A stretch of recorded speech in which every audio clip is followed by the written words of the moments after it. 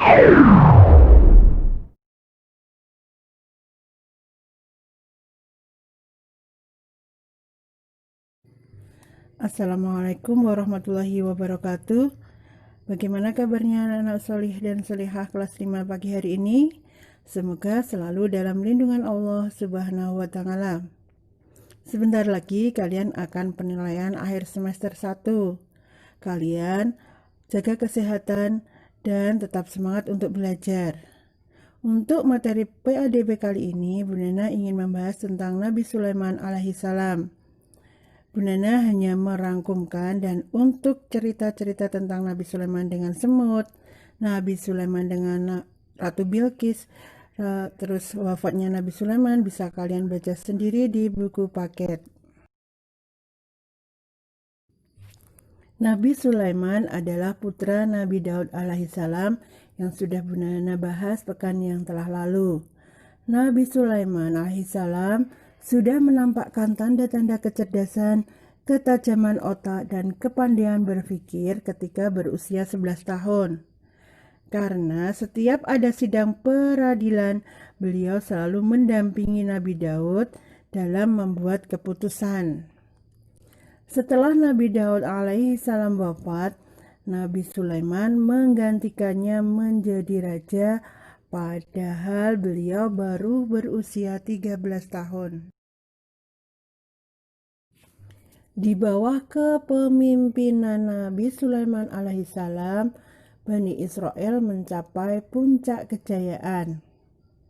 Atas kehendak Allah, kekuasaan Nabi Ibrahim meliputi manusia, jin, binatang, tumbuh-tumbuhan, dan ain.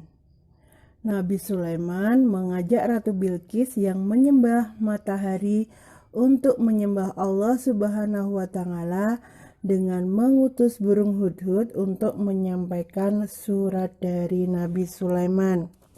Kalian bisa baca cerita ini di halaman 68 dalam buku paket.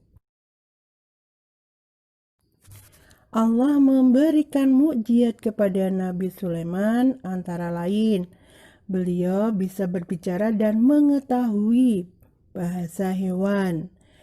Yang kedua, beliau dapat mengendalikan angin. Yang ketiga, beliau mempunyai pasukan jin. Beliau juga di samping seorang nabi, beliau juga seorang raja yang sangat kaya. Beliau bisa membangun istana dan benteng yang indah dan kuat. Beliau dibantu oleh jin bisa mengeluarkan mutiara yang indah dari laut. Adapun keteladanan Nabi Sulaiman alaihissalam yang dapat kita terapkan dalam kehidupan sehari-hari antara lain selalu bersyukur kepada Allah Subhanahu wa Ta'ala atas nikmat yang telah diberikan. Rajin belajar agar menjadi anak yang pandai. Bersikap baik kepada setiap makhluk Allah. Berani dalam menegakkan kebenaran dan selalu rendah hati. Kekayaan yang telah kita miliki tidak boleh membuat kita lupa untuk beribadah kepada Allah. Tetapi sebaliknya, kekayaan harus menjadikan kita untuk tambah rajin untuk beribadah. Kita harus selalu memperbanyak zikir dan memuji kepada Allah Subhanahu wa Ta'ala.